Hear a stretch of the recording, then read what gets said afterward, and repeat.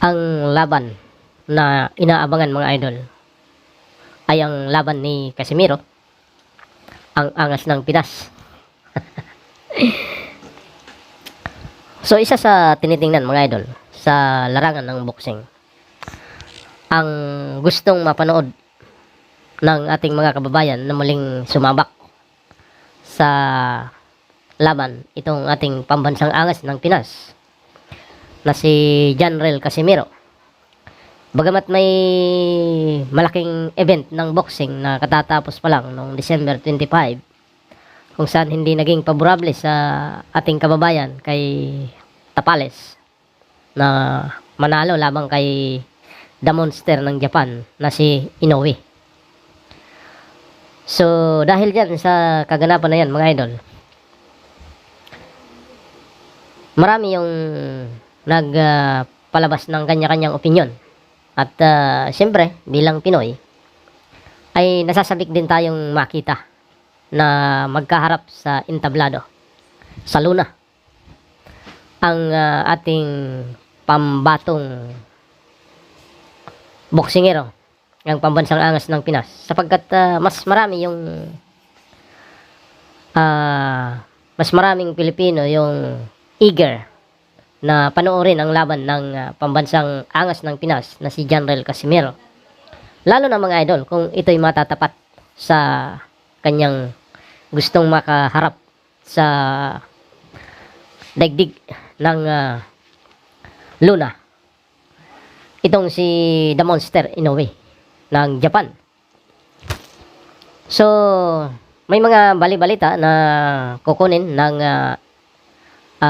grupo o itong promotion, ang MP promotion na kinabibilangan ni Manny Pacquiao ay may malaking tsansa na makaharap ngayong taong 2024 ng pambansang angas ng Pinas, itong The Monster ng Japan.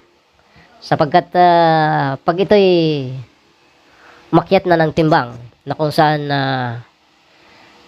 sa 2025 ay aakyat na ng timbang itong si Inoue.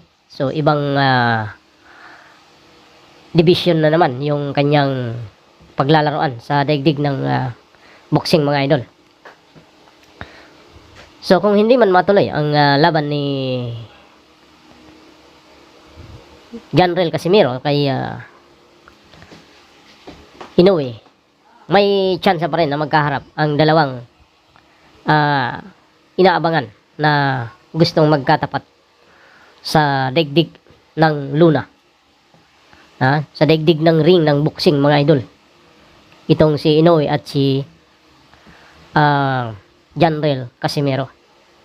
So pag may laban ito si Casimiro mga idol, parang eager din tayong panoorin, katulad nung last niyang laban na kung saan ang laban niya ay hindi natapos sapagkat nag-inarte yung Hapon na kanyang kalaban. Ako'y naging disappointed naman doon sa nangyaring laban na yon, na kung hindi hininto ng referee mga idol, na halata naman na nagkaroon ng paborableng desisyon para sa Hapon ang referee, sapagkat naramdaman nung Hapon ang lakas ng kamao ng ating pambansang angas ng Pinas. Abay, nag-inarte. Nag-inarte at umayaw. Pero kung hindi umayaw mga idol, sa susunod na round, siguradong may paglalagyan na yung kanyang nakalabang Hapon. Sapagkat nung round na yon ay nakita natin na nakatikim na ng solidong suntok mula kay pambansang angas ng Pinas. So may mga lumalabas na hindi matutuloy ang laban ng pambansang angas sa pambansang itong The Monster ng Japan. Ay eager pa rin ang mga Pilipino na matuloy ito mga idol ngayong taon. Sana nga matuloy ang laban na inaabangan natin, Inoue versus The Angas ng Pinas. Yan.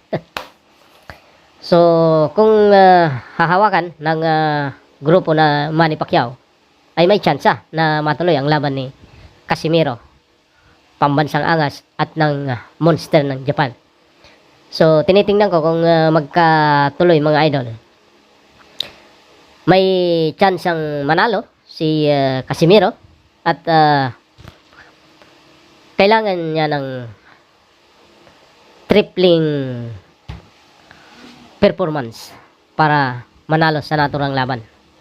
Pero pag hindi niya mapabagsak itong si Inoue at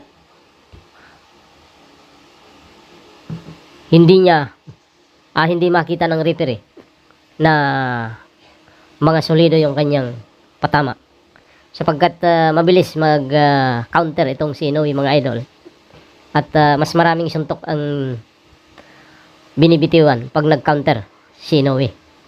So ang kailangan gawin dito mga idol ni pambansang angas ay tripling ensayo. Kailangan ang kanyang katawan ay tinatawag na may lakas sa loob na tumatagal.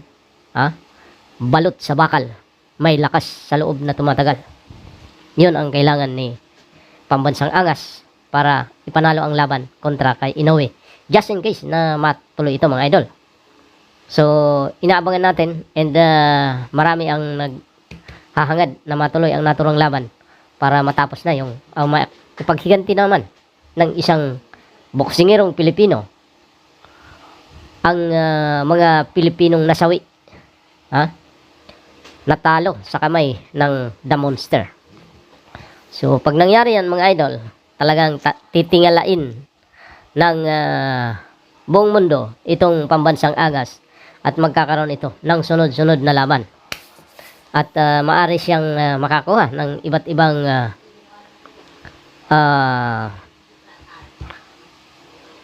ibang titulo sa iba't ibang division kung kaya niyang sundan ang Manny Pacquiao.